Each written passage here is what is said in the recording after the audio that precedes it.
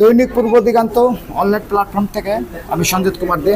তো আপনারা জানেন যে আমরা প্রতিনিয়ত আপনাদের বাংলাদেশের বিভিন্ন স্থানের ঈদের বাজার সম্পর্কে আমরা জানিয়ে থাকি। আমরা আজ আছি দক্ষিণখানে। তো দক্ষিণখানের একটি বড় মার্কেট, এই মার্কেটে আছে এলকে প্লাজা। তো আমরা এলকে প্লাজাতে আছি এখন। তো এই যে এলকে প্লাজায় এখানে ঈদের কেনাকাটা জমে উঠেছে। তো আসুন আমরা এখানে কথা বলি, সঙ্গে থাকুন। আসসালামু আলাইকুম ম্যাডাম, ভালো আছেন? তো ম্যাডাম, এই যে এবারের যে আপনার ঈদের কেনাকাটা, তো আপনাদের এখানে কেমন কেনাকাটা হচ্ছে বর্তমানে? আলহামদুলিল্লাহ ভালো হচ্ছে। ভালো হচ্ছে না? তো আপনার যে কালেকশন, এই কালেকশনের ভিতরে আসলে কি আইটেম আসলে বেশি বিক্রি হচ্ছে এখানে? থ্রি পিস আইটেম বেশি হচ্ছে। থ্রি পিস বেশি বিক্রি হচ্ছে না? ধন্যবাদ।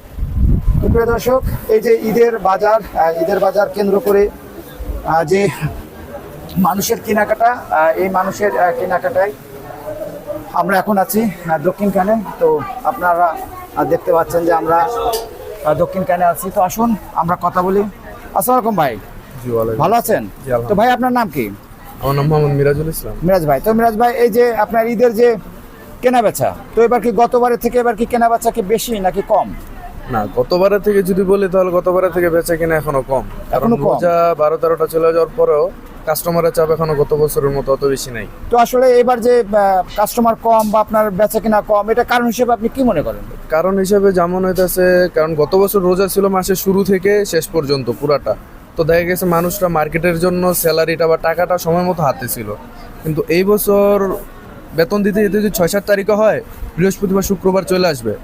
তো মানে এই রানিং সপ্তাহে।